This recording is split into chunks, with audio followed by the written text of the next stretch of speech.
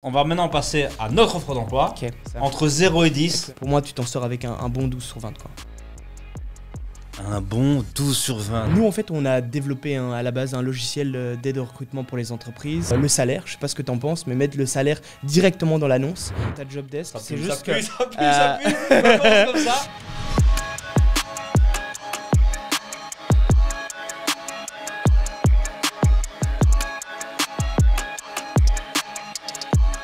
Et bienvenue dans ce nouvel épisode de Startupvie. Aujourd'hui, on va parler recrutement. Chez Startupvie, on recrute cette année, un recrutement hyper important pour nous. J'avoue que je suis un peu rouillé pour le recrutement. Tout ça, je cherche un peu à updater un peu mes connaissances. On a une offre d'emploi et on a été chercher un expert qui va défoncer notre offre d'emploi pour que vous aussi, vous puissiez voir, ok, comment est-ce qu'on crée en fait une offre d'emploi, qu'est-ce qui est important comme titre, qu'est-ce qui est important de mettre dans la description, qu'est-ce qui manque, qu'est-ce qu'il faut surtout ne pas mettre, qu'est-ce qu'il faut absolument mettre.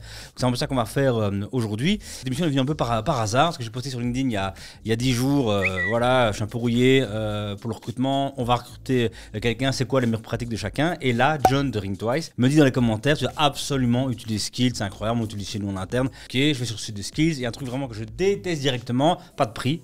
Tu dois laisser ton mail pour que quelqu'un te rappelle et tout. Donc là, tu sais que ça va te coûter beaucoup trop cher. C'est vraiment l'indice. C'est une startup, tu vas là-dedans, il n'y a pas de prix, tu sais que c'est mal parti. Je mets quand même, parce que John a que des bons conseils, je mets quand même mon adresse email et tout ça. J'ai un contact avec le VP Sales de Skill, le mec qui est au Canada. On fait un call. Chaque fois, je me dis, ok, ça va vraiment coûter très cher. Et là, le gars me dit, écoute, chez Skill, on suit vos vidéos, on trouve ça cool. Qu'est-ce que tu penses? Un petit partenariat. On vient t'aider sur ta job description, on vient t'aider dans le recrutement. On te suit du début à la fin. Quand on montre aux gens qui regardent Startupvie à quoi ça ressemble du recrutement du début à la fin. Est-ce que tu es chaud? Moi, je devais pas payer, pas de pricing. Il venait nous apprendre. Hein, j'étais bien sûr méga chaud. Et c'est comme ça, Nicolas, t'arrives aujourd'hui. Salut Nicolas. Bah salut Thierry, ravi d'être avec toi aujourd'hui. Putain, yes, Nicolas, CEO de Skill ici. D'abord, raconte un peu pourquoi toi t'es légitime de venir un peu nous apprendre plein de trucs. En quoi toi t'es un expert? Écoute, nous en fait on a développé à la base un logiciel d'aide au recrutement pour les entreprises. Évidemment, en développant cette plateforme, nous on a même appris quelles étaient les bonnes pratiques. Ce qu'on a vu, c'est que très souvent en fait les gens ont plein d'offres d'emploi, ont plein de bonnes idées, mais n'ont pas les bonnes pratiques pour bien faire les choses. Et souvent, ça mène à des erreurs de recrutement. Et donc en fait, nous, on aide les entreprises et surtout les startups justement à faire en sorte que leur process soit plus structuré pour leur permettre de trouver la bonne personne, quoi. On mettra un petit visuel mode pub là dans la réponse. Dis-nous un peu, c'est quoi les grandes étapes d'un recrutement? Détaille pas tous les étapes, mais les grandes étapes d'un recrutement qui pour toi, alors en 2022, comment on recrute aujourd'hui, c'est quoi les grandes étapes? Premièrement, c'est d'avoir un plan. Un plan, il faut se structurer. Évidemment, la première étape, c'est d'avoir une annonce qui claque, qui va attirer les bons candidats. Pas un maximum de candidats, parce que c'est souvent un peu la problématique auquel on fait face. On va avoir le plus de candidats possible, mais en fait, il suffit d'une personne pour avoir un recrutement bien effectué. Il faut les bonnes personnes, quoi. Derrière, il faut voir un peu comment tu te structures. Est-ce que tu vas utiliser un outil? Mais voir les stacks que tu vas utiliser. Et puis après, évidemment, il faut évaluer où tu vas aller publier ton post. Alors, il y a beaucoup qui est fait sur les réseaux sociaux, de plus en plus maintenant, mais aussi les job boards qui existent. Il y a la technique de sourcing, parfois il n'y a pas de candidats qui postulent, il faut aller à l'attaque, il faut les chasser. Ça arrive, ça arrive. Blindé, énormément, ouais, absolument, pour certains postes. Horrible. Va chercher un dev de nos jours, à moins que tu aies vraiment la stratégie, il faut le sourcer. Maintenant, que tu dis, je mets 10 000 € pour que tu viennes. Ouais, et même au doux, je suis sûr que c'est pas facile de recruter allez, demain 200 devs, quoi. C'est très important d'avoir le bon process. Donc moi je le dis toujours, mais les interviews, on arrive comme ça et à l'arrache on pose un peu les questions, ça va pas te donner un indicateur si c'est un bon ou un mauvais candidat. Celui qui va pouvoir se vendre le mieux sera la personne qui aura le job. Donc c'est pas spécialement cette personne qui va le mieux performer. Et donc nous, ce qu'on utilise, c'est beaucoup les interviews comportementales et situationnelles, donc des interviews semi-structurées. Tu as des questions précises que tu poses à chaque candidat. Et puis après aussi, il y a la partie assessment. C'est quelque chose qui a une très haute valeur prédictive. On peut plus faire des interviews où tu arrives comme ça et chacun pose 3 fois réexplique-moi ton CV ou réexplique-moi tes expériences passées. Ça donne une très mauvaise image de l'entreprise et donc évidemment les candidats méritent mieux entre guillemets, donc c'est pour ça de se structurer. Donc si j'essaye de récapituler, mais ça je vais pas y arriver, mais job description qui claque, évidemment c'est le début de tout, ouais. Et ça on va en parler aujourd'hui. Ouais. 2, bien sûr les job boards, d'ailleurs selon ton expérience, le meilleur job board aujourd'hui c'est lequel? LinkedIn. LinkedIn. Ouais. Après ça, des interviews qui sont standardisées, pas dans le fait qu'elles sont sans saveur, mais dans le fait que les questions sont les mêmes pour chacun, pour qu'il y ait moins de le feeling existe, mais qu'on puisse avoir. Alors, moi j'ai appris un truc nouveau en faisant ça en 2022, des scorecards. Absolument, ouais, super important. Une scorecard, c'est quoi? Une scorecard, c'est la manière dont tu vas structurer tes interviews et les noter par la suite en fait. C'est souvent fait par des outils, notamment des ATS comme Skill. Et en fait, on va structurer. Pub. Vraiment, on va structurer tes interviews et quand tu as discuté avec 5 candidats différents, tu vas pouvoir les noter de manière très objective. Ok, donc ça c'est vraiment la base. Et alors, il y a aussi les fameux tests dont on t'a parlé. Ouais. Ça, on va en faire parce qu'on va faire une série sur le recrutement. Il y a le premier sur le job description qu'on va là commencer là maintenant. Après, on va aller faire ce test. Ouais. Et normalement, c'est les candidats qui le passent et là, moi je vais le passer moi. Après, on fera un truc sur l'interview en lui-même pour vraiment essayer de vous mettre à jour sur les prochains. Et alors, Nicolas nous a promis d'amener plein de ressources. Et c'est pas toujours le blog de Skilled, c'est promis, bien sûr. sur le recrutement et tout ça qu'on va vous mettre là en dessous de la vidéo.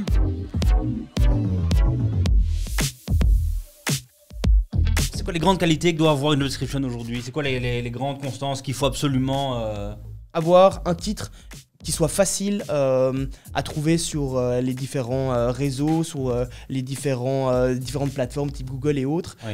Et il faut que le candidat puisse le comprendre directement, quoi. Ok, un bon titre. Ouais. Okay.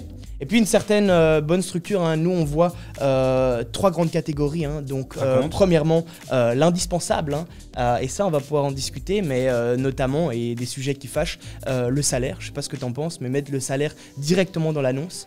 Il y a des études qui ont été faites. Ah, absolument. Ah ouais? Hyper important, ouais. Il faut le faire. Déjà qu'on perd des poids pour le coût d'emploi, on perd des poids. Mais le truc, c'est que notamment la PAC, qui est assez bien connue en France, évalue qu'on a 80% de clics en plus si l'annonce a une indication de salaire, quoi. Parce que les gens veulent savoir. Il y a 3 informations qui sont super importantes. Okay. Le titre, la localisation, souvent elle est oubliée dans les jobs, et le salaire. Je pense qu'on a 2 sur 3, c'est déjà ça. Mais donc les trucs selon barème, selon expérience, selon machin, nul. Ça sert à rien, quoi. C'est tout le monde met ça. Ah, il est bon, Nicolas, il est bon. Donc, okay. Le type de contrat, puis la mission que la personne va être amenée à effectuer, la date de démarrage, quand est-ce que son projet commence, le contexte de recrutement, comprendre pourquoi le poste pour lequel on recrute existe en fait, et puis après une description de l'équipe. Et puis après, il y a évidemment toujours des petits bonus qu'on peut être amené à faire, mais si franchement on a ces éléments-là dans une job desk, c'est déjà pas mal. C'est un livre, on écrit. Voilà, écoute, je te jure, ta job description avec ce que je te donne comme élément, elle sera pas plus longue que ce que t'as fait, quoi. Donc, ok, top.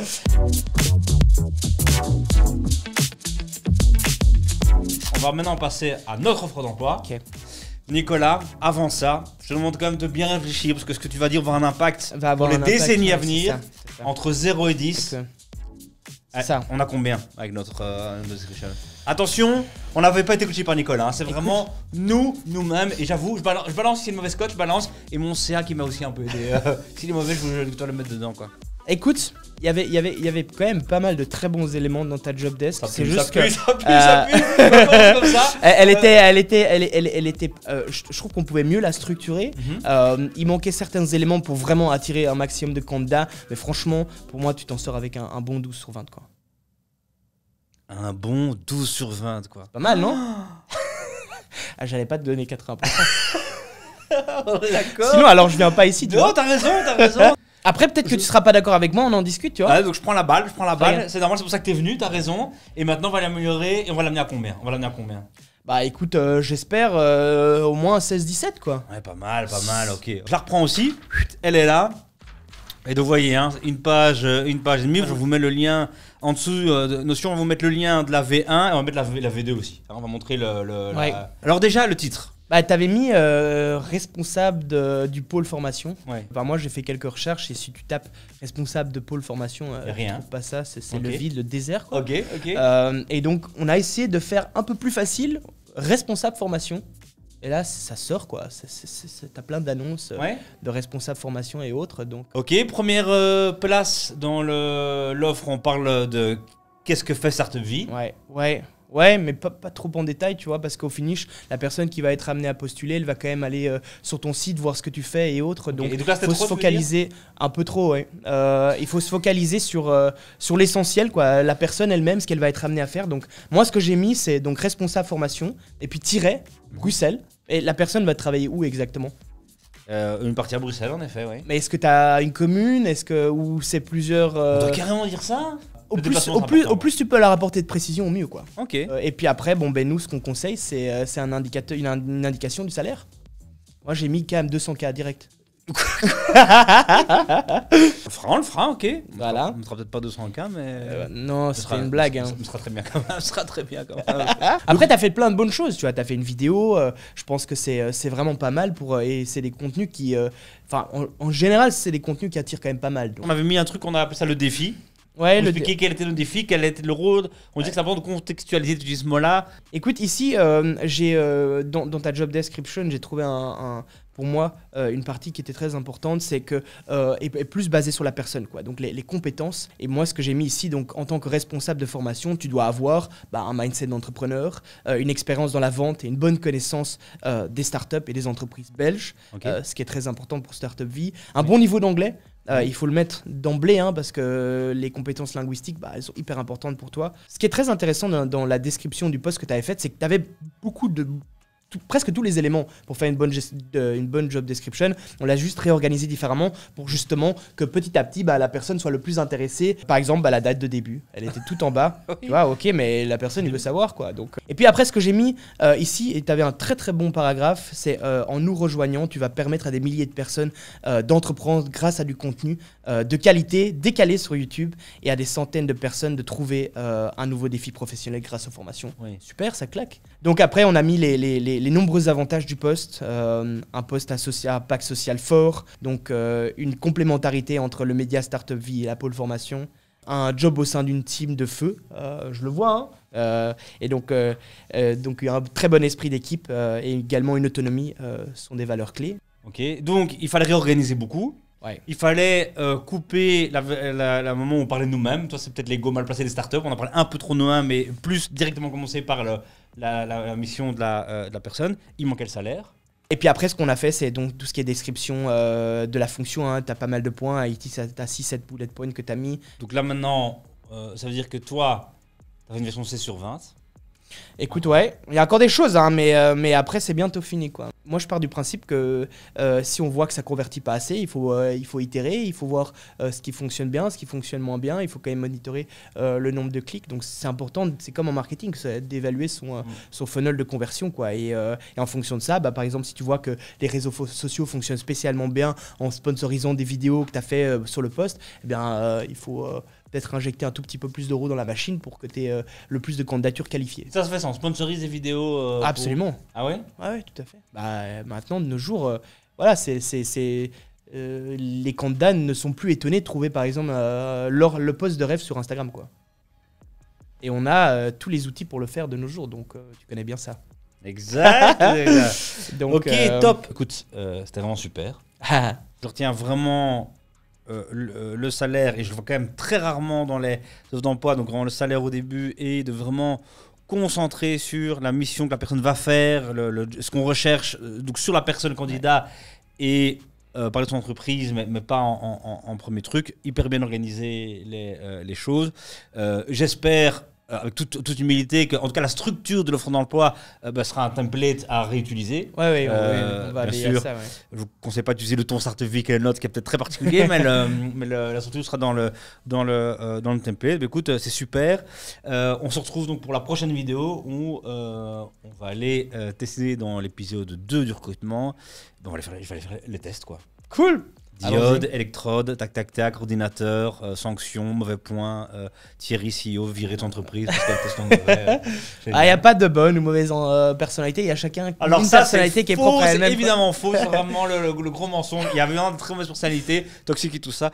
Et peut-être que c'est ça qu'on va découvrir maintenant. Top, Nicolas, un grand merci pour cette première session sur la job description. On a déjà parlé de beaucoup de choses, on a déjà beaucoup discuté de recrutement. C'était vraiment top. Donc c'est une vidéo en partenariat avec Skilled qui vient donc ici nous aider là-dedans. L'adresse du site c'est www.skill.com. Si t'aimes cette vidéo, tu likes, tu t'abonnes à la chaîne, tu nous mets en commentaire si on mérite vraiment 12 sur 20 et si maintenant on est vraiment arrivé à 6 sur 20 dans la deuxième version de l'offre. Et si tu as envie d'en savoir plus sur le recrutement et n'hésite pas à aller sur le site de Skilled pour rencontrer Michel qui en tout cas ne va pas perdre ton temps, qui est un mec super sympa et top.